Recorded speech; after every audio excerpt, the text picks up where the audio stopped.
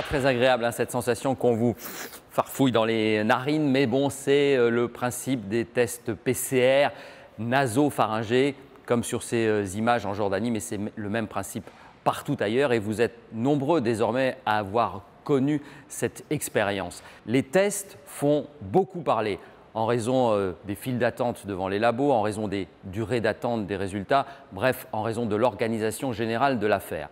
Alors, est-ce que ça fait causer aussi ailleurs? C'est ce qu'on va voir cette semaine.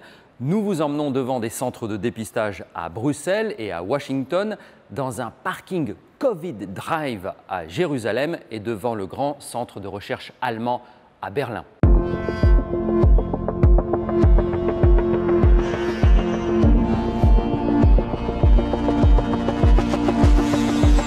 En voiture d'abord, parce qu'en Israël, où on vient de reconfiner, on teste soit à domicile quand on est symptomatique, soit en drive quand on est asymptomatique. Et on teste massivement.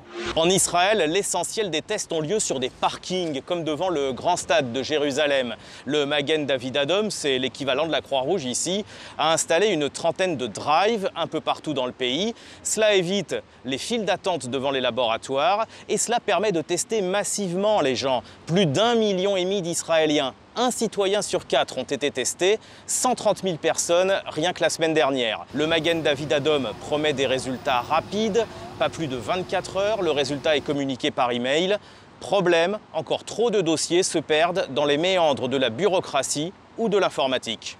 En Belgique maintenant, c'est nettement moins bien organisé. On est loin des objectifs fixés en termes de nombre de tests et les files d'attente sont assez longues, comme au Royaume-Uni ou comme en France. Je me trouve devant le centre de dépistage de la clinique de l'Europe ici à Bruxelles où les gens viennent se faire tester sous la tente derrière moi avec des rendez-vous qui étaient jusqu'à présent donnés toutes les 10 minutes mais désormais sous la pression du gouvernement ce sera toutes les 5 minutes pour pouvoir accélérer la cadence qui se heurte à un problème administratif ici en Belgique car les documents, la paperasse à remplir est vraiment lourde et les généralistes et les laboratoires s'en plaignent. Ce qui fonctionne bien en revanche c'est les résultats qu'on obtient sur internet en 24 à 48 heures. Changement de décor en Allemagne. 200 laboratoires sont mobilisés, mais ils ne sont pas débordés. Tout simplement parce que l'Allemagne teste massivement depuis déjà longtemps. C'est un peu comme sur les masques, souvenez-vous, on en avait parlé au printemps, l'Allemagne a un temps d'avance. Nous voici devant le grand centre de recherche qui coordonne la lutte contre l'épidémie en Allemagne, l'Institut Robert Koch à Berlin, et on bosse même la nuit.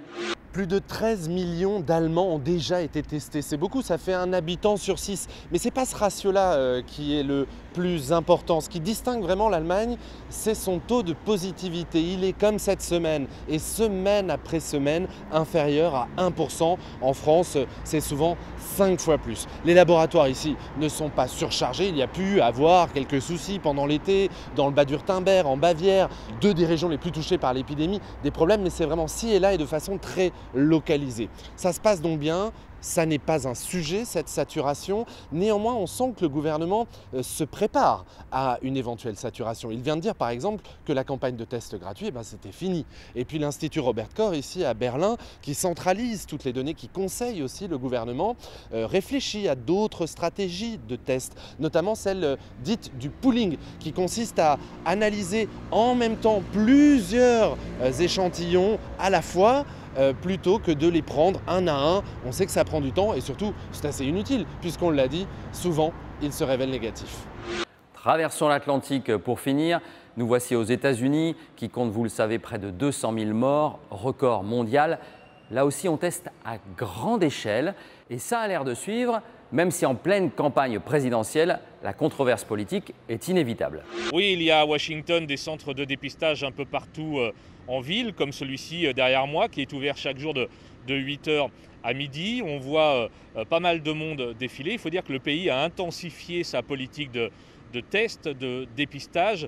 On est aujourd'hui à environ 700 000 tests réalisés chaque jour aux États-Unis. On était à 100 000 au mois d'avril. Il y a donc une volonté que ces tests soient plus nombreux, plus rapides et moins chers. Mardi soir à la télévision, par exemple, Donald Trump a présenté un nouveau test antigène réalisé par le laboratoire Abbott. Ça ressemble à une petite carte de crédit, c'est moins intrusif que les tests PCR qui sont réalisés derrière moi.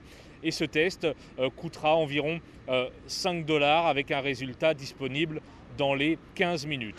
En résumé, la généralisation des tests est à l'ordre du jour à peu près partout dans le monde, mais le niveau d'organisation, lui, n'est pas le même d'un pays à l'autre. Il s'en faut de beaucoup.